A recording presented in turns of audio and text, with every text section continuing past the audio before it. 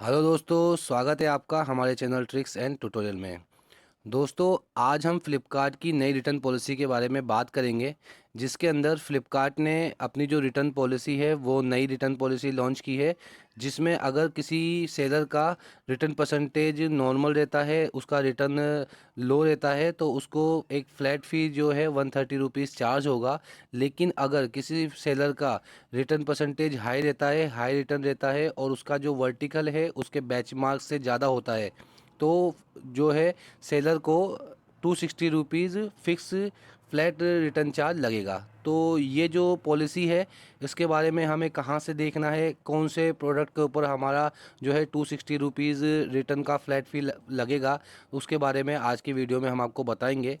तो यहाँ पे आप देख सकते हैं कि फ़्लिपकार्ट ने अपना एक ये चार्ट दे रखा है। ये इन्होंने जो चार्ट दिया है ना, ये थोड़ा सा क्या है, सेलर को कंफ्यूज करने का काम किया है इन्होंने, क्योंकि ये जो इन्होंने चार्ज दिया है ना, इसके अंदर ये जो इनका ओल्ड जो स्ट्रक्चर था उसके अकॉर्डिंग इन्होंने चार्ज दिया है। तो इसका जो अभी करंटली जो स्ट्रक्चर है उसके बारे में हम आपको अभी बता देंगे वीडियो के, तो इसलिए वीडियो को एंड तक देखिएगा।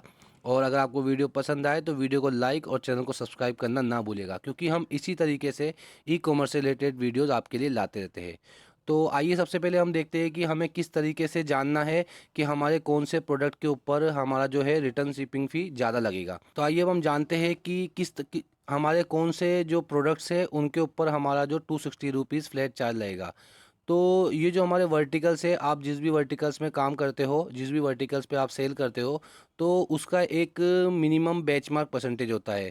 जैसे कि कुर्ते का है 18.69, साड़ी का है 14.94, और कॉन्टैक्ट लेंस का 1%, और मंगलसूत्र वगैरह का 7.25%, टी शर्ट का 17%, डिस्को बॉल का 16%, टॉप का 23%, नेकलेस का 9%, इथनिक सेट का 23%, केस एसन कवर का 10%, शर्ट का 22%, ज्वेलरी सेट का 12%, टेबल कवर का 10%, शोल्डर आयरन का 5.80, फिटनेस ग्रिप का 6.34। इस तरीके से जो इनके बेंचमार्क है, ठीक है, इसका परसेंटेज उन्होंने शो कर दिया है कि ये हमारा नॉर्मल होता है।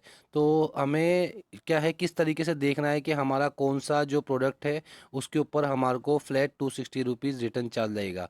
तो उसके लिए हमें क्या करना है, सिंपली अपने ग्रोथ टैब में जाना है। ग्रोथ टैब में जाएंगे तो हमें वहाँ पे रिटर्न का ऑप्शन मिलेगा, तो आपको रिटर्न्स का ऑप्शन पे क्लिक कर देना है। रिटर्न के ऑप्शन पे हम क्लिक करेंगे तो हमारे को राइट साइड के अंदर पेनलाइज लिस्टिंग का ऑप्शन मिलेगा। तो आप जैसे ही पेनलाइज लिस्टिंग के ऊपर क्लिक करोगे तो वहाँ पर अगर आपके किसी रिटर्न का परसेंटेज ज़्यादा है, आपका रिटर्न परसेंटेज हाई है, तो वो लिस्टिंग वहाँ पे शो हो जाएगी। तो उन जो लिस्टिंग्स है, उन लिस्टिंग्स के ऊपर आपका जो रिटर्न शिपिंग का जो फ्लैट चार्ज है वो 260 रुपीज़ लगेगा। तो अब हम जानते हैं कि किस तरीके से जो फ्लिपकार्ट है वो हमें रिटर्न का जो चार्ज है वो किस तरीके से लगाता है। तो उसके लिए सबसे पहले हमें फ्लिपकार्ट का जो पे आउट का जो प्रोसेस है और फ्लिपकार्ट की जो कैलकुलेशन है प्रोडक्ट की, कि हम कितने हमारे जो ऑर्डर आइटम वैल्यू होती है, कमीशन कितना लेता है, फिक्स फ़ी, कलेक्शन फ़ी, शिपिंग फ़ी वगैरह जो भी है, उसके बारे में हमें सबसे पहले जानना होगा। तो आइए हम जानते हैं कि फ्लिपकार्ट किस तरीके से जो है कमीशन लेता है, किस तरीके से फ़िक्स फ़ी लेता है और किस तरीके से करेक्शन फ़ी वगैरह लेता है। तो उसके बारे में हम जानते हैं। तो वीडियो को एंड तक देखिएगा, और वीडियो पसंद आए तो वीडियो को लाइक और चैनल को सब्सक्राइब करना ना भूलिए। अगर आप वीडियो पे नए हैं तो चैनल को सब्सक्राइब ज़रूर कर दीजिएगा, क्योंकि अगर आप नए सेलर हैं तो आपको ये हमारा जो चैनल है वो बहुत ही यूज़फुल रहेगा, क्योंकि हम ई कॉमर्स से रिलेटेड इंपॉर्टेंट अपडेट और ई कॉमर्स बिजनेस को ग्रोथ करने के लिए टिप्स एंड ट्रिक्स को लाते रहते हैं। तो आपके लिए हमारा चैनल जो है वो बहुत ही यूज़फुल रहेगा। तो आइए हम जानते हैं कि फ़्लिपकार्ट कितनी वैल्यू पर कितना कमीशन लेता है, कितना शिपिंग चार्ज लेता है, कितनी फ़िक्स फ़ी लेते हैं, उसके बारे में एक जो डिटेल्स है वो मैं आपको बताता हूँ। तो फ्लिपकार्ट जो हमारा कमीशन वगैरह लेता है वो अलग अलग वर्टिकल्स के ऊपर, जो जो जिस टाइप का आपका वर्टिकल है उसके अकॉर्डिंग अलग अलग लेता है। हम जो है वो अभी फैशन वियर के अंदर डील करते हैं, तो उसके अकॉर्डिंग मैं आपको बताऊंगा। और अगर आप किसी और जो वर्टिकल के अंदर डील करते हो या किसी और प्रोडक्ट के ऊपर डील करते हो, तो आप अपनी जो माई लिस्टिंग का टैब है वहाँ पे कैलकुलेटर में जाके आप उसका जो कमीशन का जो परसेंटेज है वो वहाँ से देख सकते हैं। तो सबसे पहले हम बात करेंगे हमारी जो है कमीशन के बारे में। तो फ्लिपकार्ट का जो 0 से लेकर 300 रुपीज़ तक का जो प्रोडक्ट होता है उसके ऊपर फ्लिपकार्ट हमसे कोई भी कमीशन चार्ज नहीं करता है, ठीक है। तो यानी हमारे से 0 से लेकर 300 रुपीज़ का जो भी प्रोडक्ट होगा उसके ऊपर हमारा कोई कमीशन नहीं होगा। और 301 रुपये से लेकर 500 रुपये तक का हमारा जो प्रोडक्ट होगा उसके ऊपर फ्लिपकार्ट हमें 4% जो है कमीशन चार्ज करेगा। जो कि पहले हमारा जो 0 से लेकर 599 तक था वो उस पर 0% था, लेकिन अब इन्होंने बढ़ा दिया है। पहले ये जो परसेंटेज थी 0% की, वो पहले 0 से लेकर 500 थी, लेकिन अब इन्होंने 0 से लेकर 300 रुपीज़ तक के जो प्रोडक्ट होंगे उनके ऊपर 0% कमीशन रहेगा। और 301 रुपये से 500 रुपये तक के जो प्रोडक्ट होंगे उसके ऊपर 4% कमीशन रहेगा। और 501 रुपये से ऊपर के जो भी प्रोडक्ट रहेंगे उसके ऊपर आपका जो परसेंटेज है वो 15 से 16% का परसेंटेज उसका कमीशन का रहेगा। ठीक है, तो ये तो हो गया हमारा कमीशन की डिटेल्स। उसके बाद फ्लिपकार्ट हमें चार्ज करता है फ़िक्स फ़ी। ठीक है, तो फ़िक्स फ़ी का जो है उसका भी इसका अलग अलग स्ट्रक्चर है। जैसे 0 से लेकर 500 तक का अगर आपका प्रोडक्ट है तो उसके ऊपर फ्लिपकार्ट आपको 36 रुपीज़ जो है फ़िक्स फ़ी चार्ज करेगा। और अगर आपका प्रोडक्ट 501 रुपये से लेकर 1000 रुपीज़ तक है, यानी 501 रुपये से लेकर 1000 रुपये तक का आपका प्रोडक्ट है, तो उसके ऊपर आपका 65 रुपीज़ जो है फ्लिपकार्ट फ़िक्स फ़ी चार्ज करता है। और अगर आपका प्रोडक्ट 1000 रुपये से ऊपर का है, 1000 रुपये या 1000 रुपये से ऊपर का है, तो फ्लिपकार्ट आपको उसके ऊपर 90 रुपीज़ जो है फ़िक्स फ़ी चार्ज करता है। तो कुछ प्रोडक्ट्स ऐसे होते हैं जो जैसे कि कैश कवर हो गया, मोबाइल से इलेक्ट्रॉनिक आइटम वगैरह, इन्हों के ऊपर थोड़ा सा फ़िक्स फ़ी वगैरह का जो चार्ज होता है वो अलग रहता है। तो आप माई लिस्टिंग टैब में जाके वो उसको देख सकते हो। उसके बाद आता है कलेक्शन फ़ी। तो प्रेजेंटली अभी जो है फ्लिपकार्ट हमसे कोई कलेक्शन फ़ी लेता नहीं है। तो कलेक्शन फ़ी हमारा 0% रहता है, कोई कलेक्शन फ़ी फ्लिपकार्ट हमसे चार्ज करता नहीं है। तो नेक्स्ट आता है हमारा शिपिंग चार्ज। तो शिपिंग चार्ज जो होता है वो अगर आपका जो प्रोडक्ट है वो 500 ग्राम से अंदर है तो उसके ऊपर आपका फ्लिपकार्ट 65 रुपीज़ चार्ज करेगा।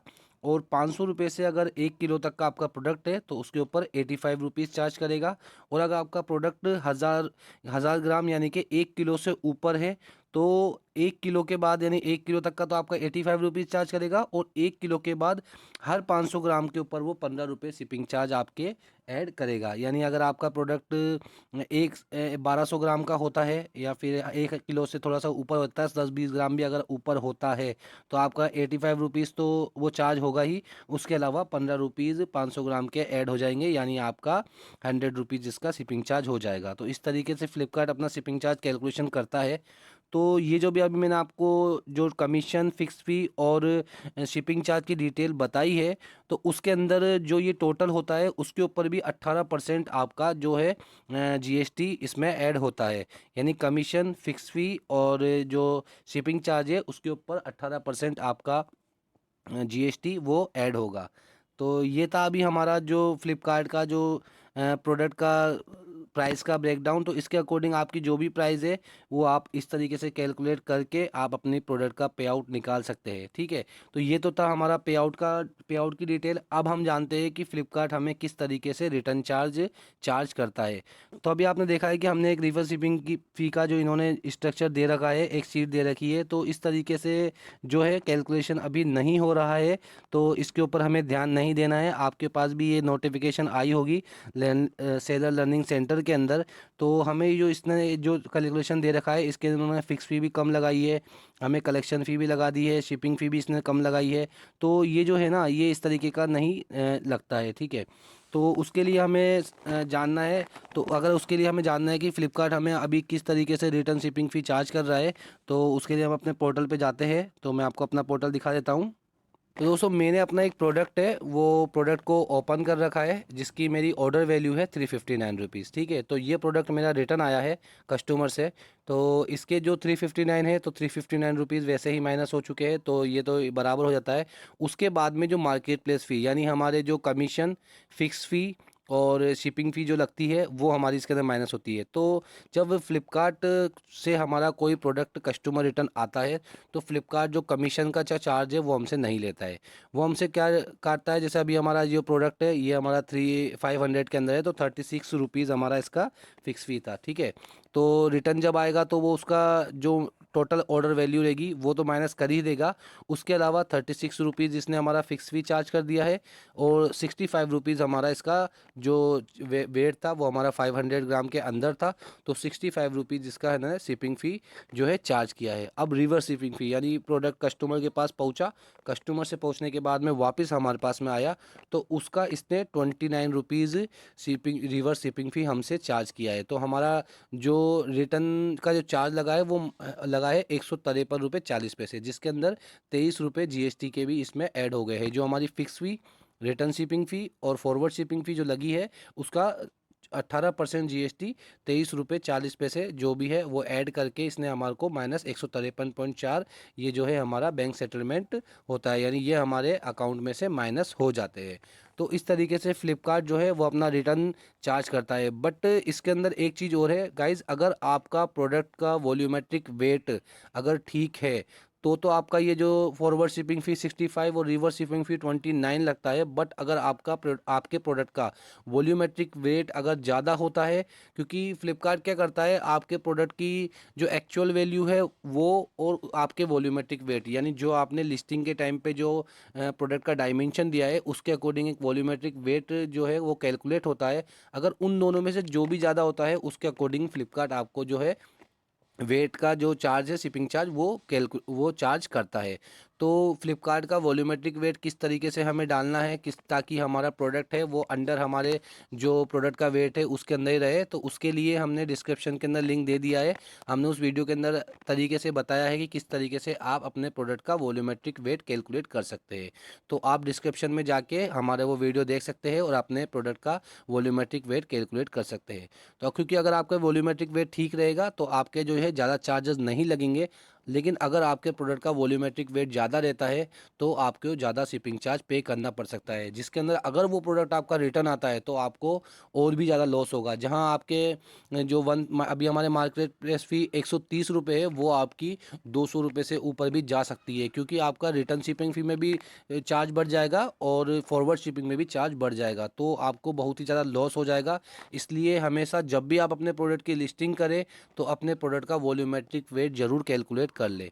तो ये तो एक मैंने चार्ज बताया है आपको -153। बट कई बार क्या होता है फ्लिपकार्ट हमसे जो रिवर्स शिपिंग फ़ी होती है ना वो नेशनल लेवल या जैसे अगर कोई प्रोडक्ट होता है जो कि अगर जैसे बिहार वगैरह इस जगह से आता है तो नॉर्मल लेता है। बट कुछ कुछ स्टेट जैसे गुजरात और महाराष्ट्र और आपके तमिलनाडु, केरला, अगर इधर से आपका कोई प्रोडक्ट रिटर्न आता है तो आपकी जो रिवर्स शिपिंग फ़ी है वो 29 रुपीज़ ना लग के वो आपकी 60 रुपीज़ से ऊपर लगती है। तो वहाँ पर आपका जो रिटर्न का जो चार्ज है जो हमारा 153 रुपये आ रहा है वो चार्ज आपका बढ़ सकता है, वो आपका 220 रुपये 225 रुपये तक भी पड़ सकता है। तो जब भी आप अपने प्रोडक्ट की लिस्टिंग करो उसका वॉल्यूमेट्रिक वेट कैलकुलेट अच्छी तरह से कैलकुलेट कर लीजिए। और दूसरा आपके प्रोडक्ट के ऊपर रिटर्न का जो परसेंटेज है, रिटर्न के परसेंटेज को जितना हो सके उतना कंट्रोल करने की कोशिश करें, वरना आपकी प्रोडक्ट के ऊपर ज़्यादा जो है रिटर्न का चार्ज लग जाएगा। और अब जो इसने फ्लिपकार्ट ने नई पॉलिसी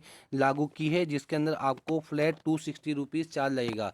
जहां हमारा 153 रुपये चार्ज लग रहा है वहां पे आपको 260 रुपये पे करना पड़ सकता है अगर आपका प्रोडक्ट जो है वो आपका ज़्यादा रिटर्न आ रहा है। तो इसलिए अपने रिटर्न को जो है रिड्यूस करने की कोशिश करें। अगर आपके प्रोडक्ट के अंदर कोई मिस्टेक्स आती है या साइज का कोई इश्यू आता है तो अपने प्रोडक्ट से मेज़र करें और उसी के बाद ही अपने प्रोडक्ट को डिस्पैच करें, क्योंकि एक ज़रा सी लापरवाही हमें ऑनलाइन के अंदर बहुत ही बड़ा लॉस दे सकती है।